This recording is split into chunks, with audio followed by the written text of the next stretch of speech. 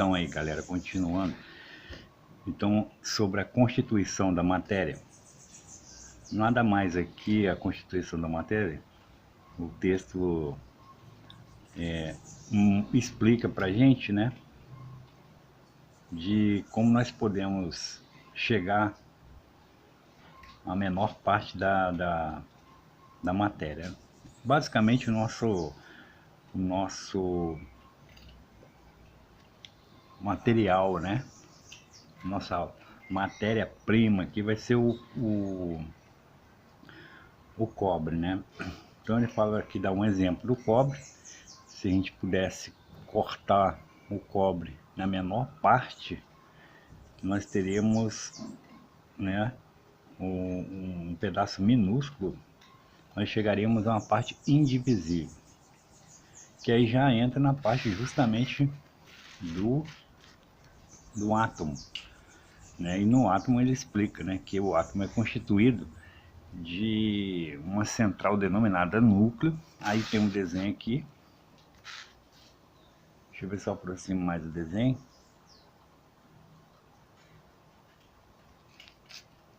Vou botar aqui no centro aí.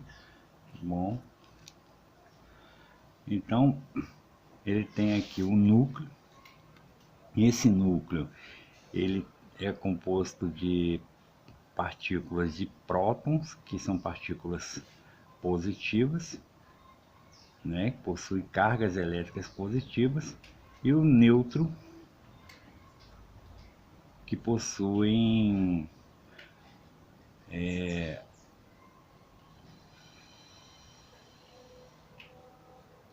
cargas elétricas, ou melhor, o nêutron, que são eletricamente neutros, né, quer dizer, sem cargas. Então você tem aqui dentro do núcleo desse átomo o prótons e o elétron.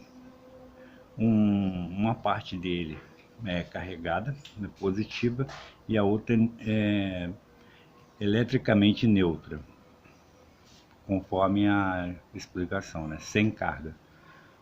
Prótons e nêutrons são responsáveis pela parte mais densa do átomo, é mais pesada. E átomo cada átomo tem uma característica diferente. No nosso caso, exemplo é nós estamos dando cobre, né? O elemento cobre. E em volta,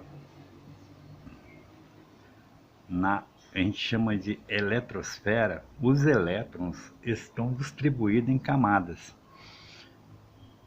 certo? Estão distribuídos em camadas.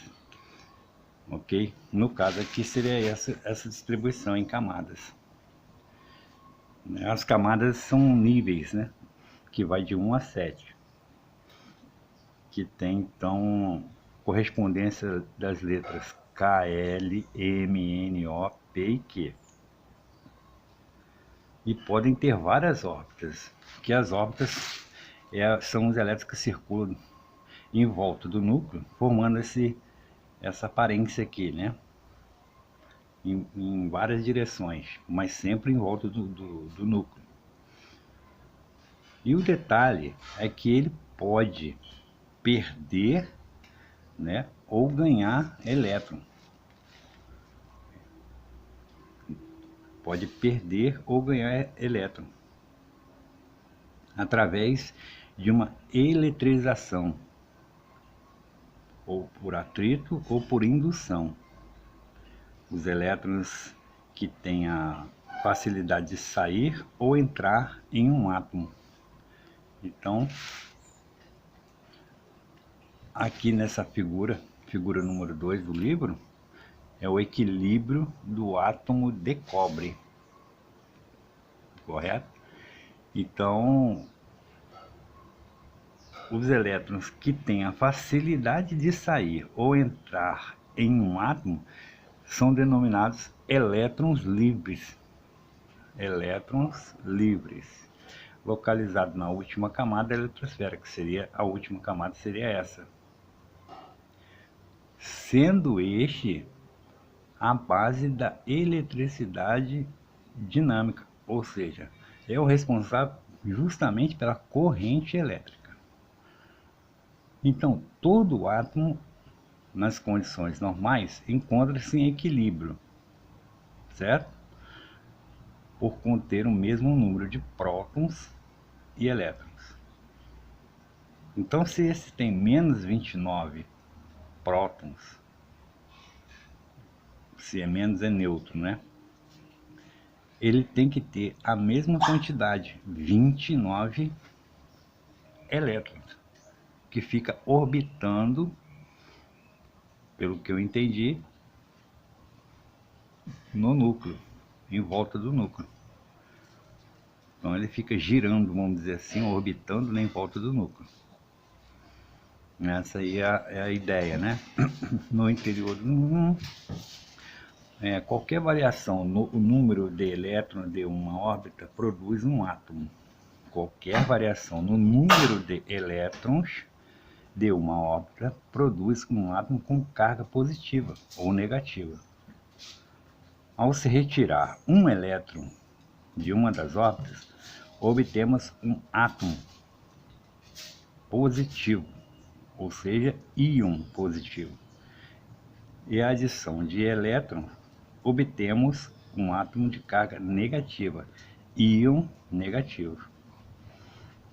Átomos de materiais metálicos, como por exemplo o cobre, cedem elétrons facilmente para outros átomos,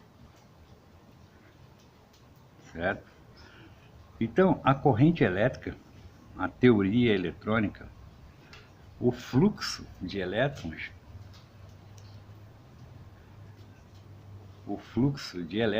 quando os elétrons são deslocados de um local para o outro, percorrendo o caminho pré-determinado, forma-se aí um circuito elétrico, que a figura 3 mostra bem aqui, né?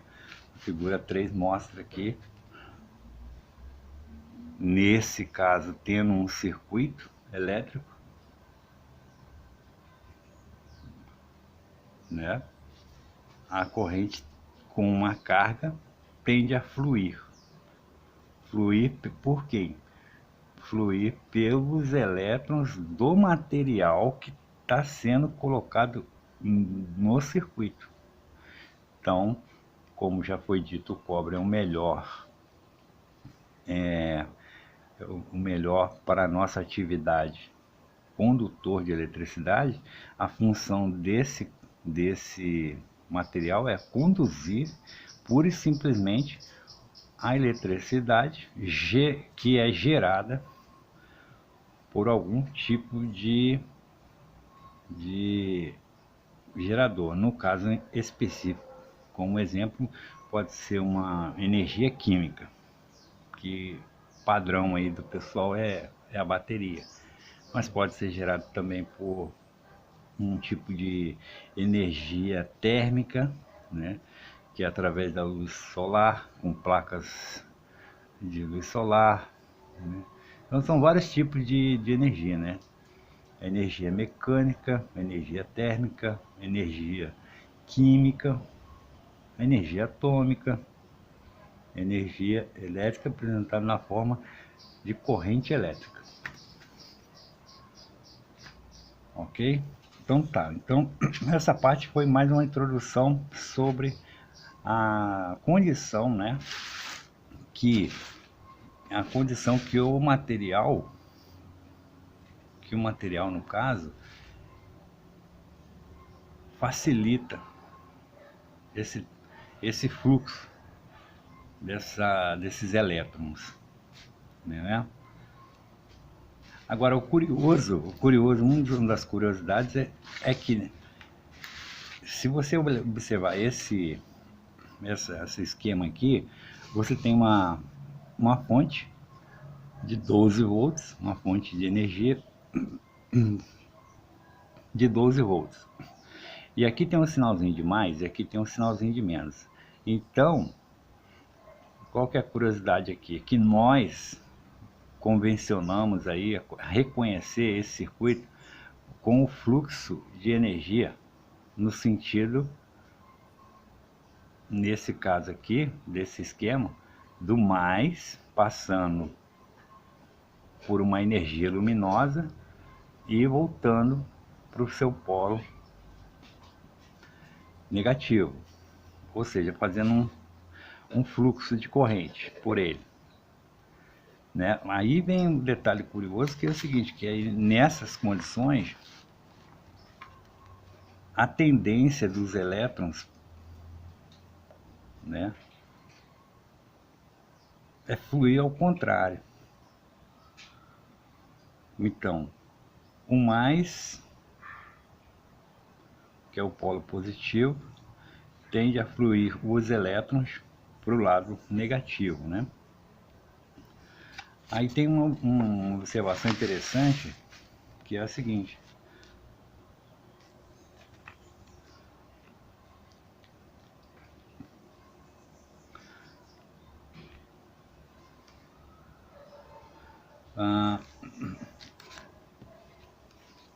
a gente já vai entrar nessa questão aí, mas antes o livro pede aqui para dar uma ideia sobre a molécula.